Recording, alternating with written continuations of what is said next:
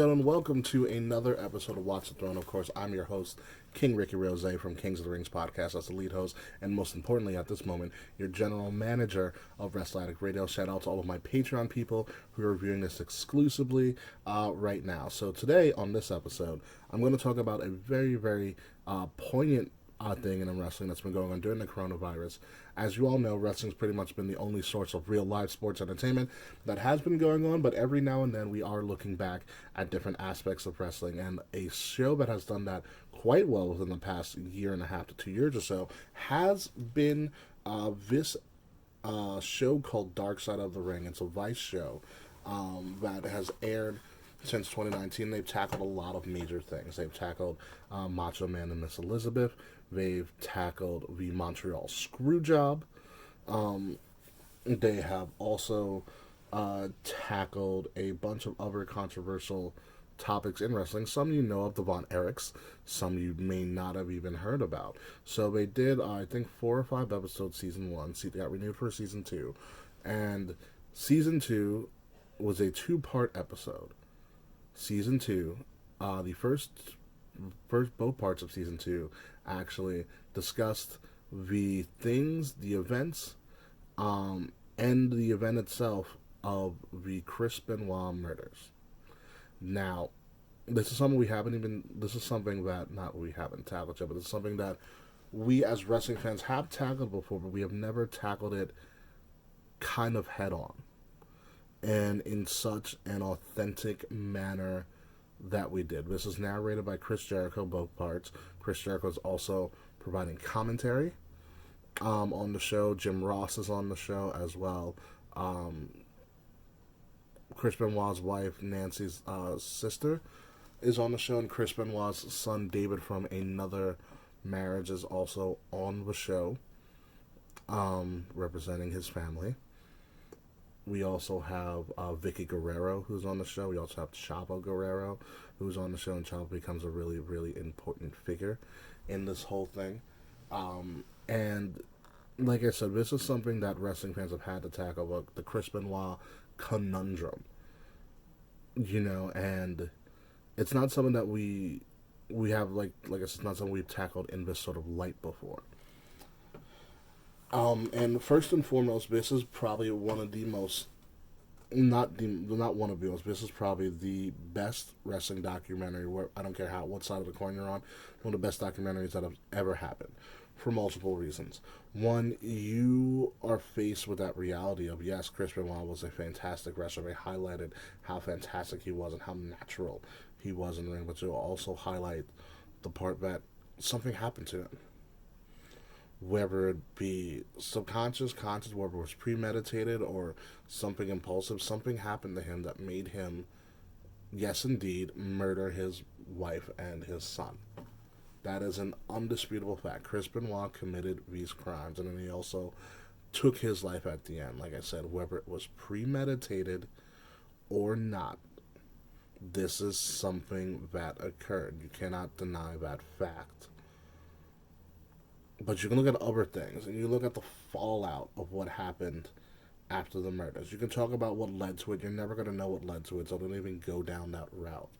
You're not going to know what his motivation was. You obviously understand he was very distraught, because we fail to forget that Eddie Guerrero's death kind of really ties into it, because that's when the downward spiral occurs. And we don't even know if Chris Benoit ever got the help. And to be honest with you, in my opinion, does not seem like he did seek out that help that he probably truly needed to cope with the loss of his best friend. You're talking about Chris Benoit as being a very private, very intense person that bottles things up a lot, does not show a lot of emotions.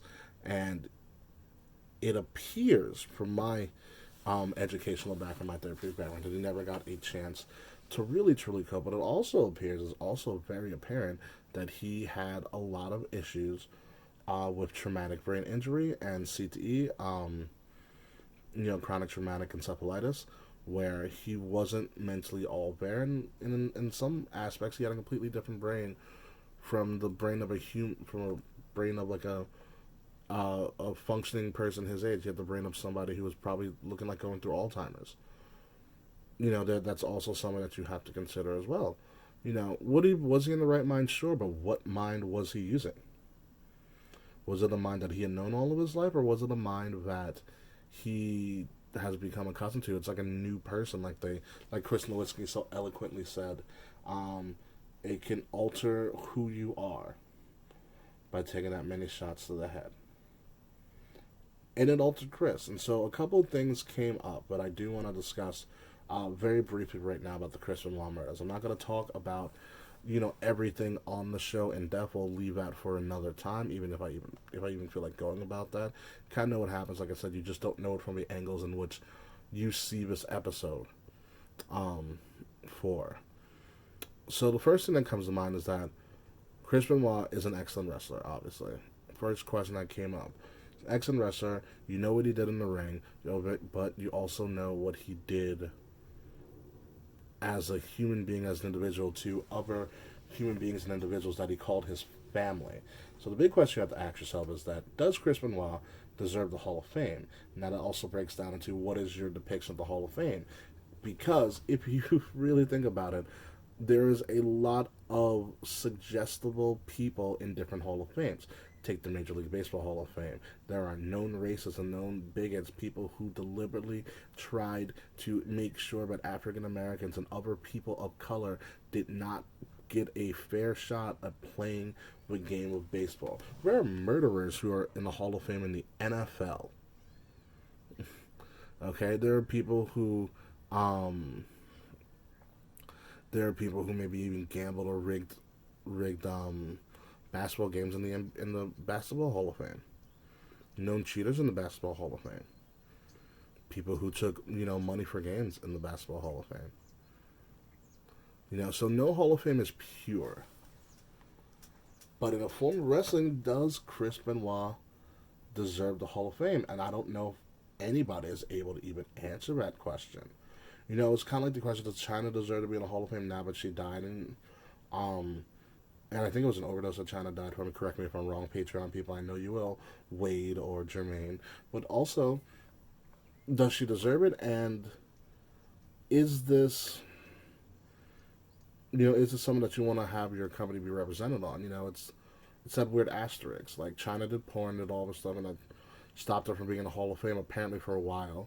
You also have Chris Benoit now, who's done murders, and some people will say it would take away from the Hall of Fame and everybody else. Well, yeah, because that's how everybody knows Chris Benoit. That's how mainstream knows Chris Benoit. Would WWE and wrestling get a bad publicity from it? Yes, but they'd still be getting publicity from it. So that's kind of a double-edged sword. It's hard, and here's the one thing: you cannot separate the man from his career and from his actions. That's what everybody's going to tell you. He was a great wrestler, but he killed. Yeah, but it's the yeah, but principle. Yeah, he was a great wrestler, but he killed his whole family.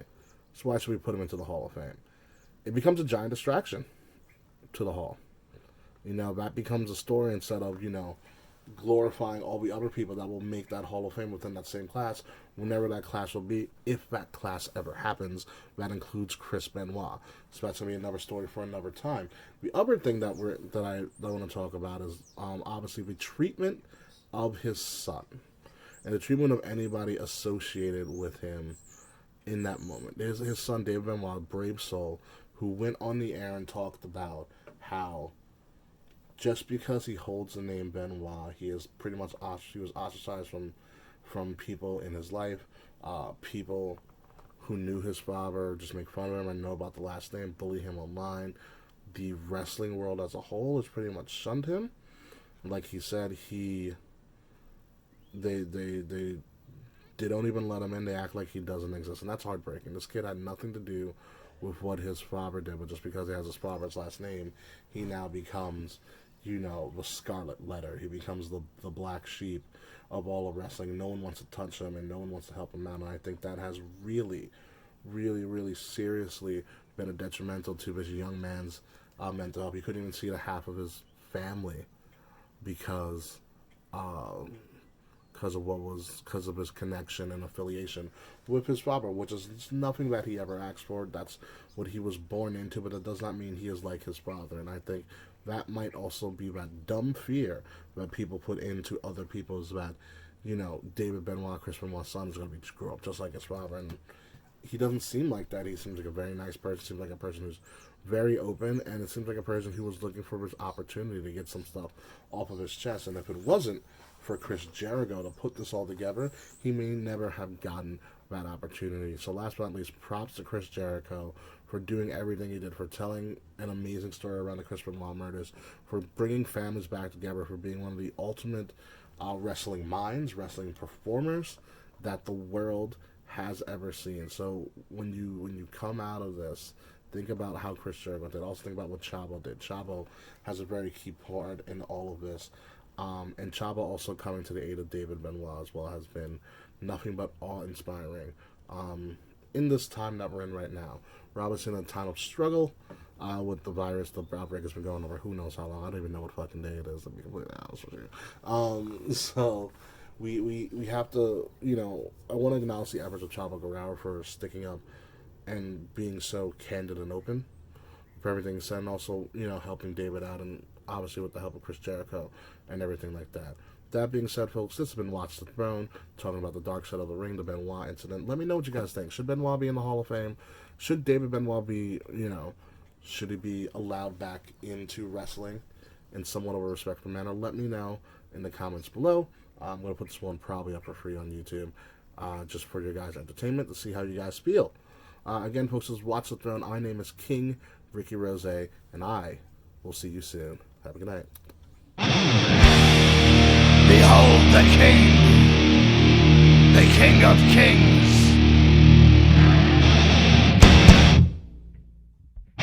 On your knees, dog.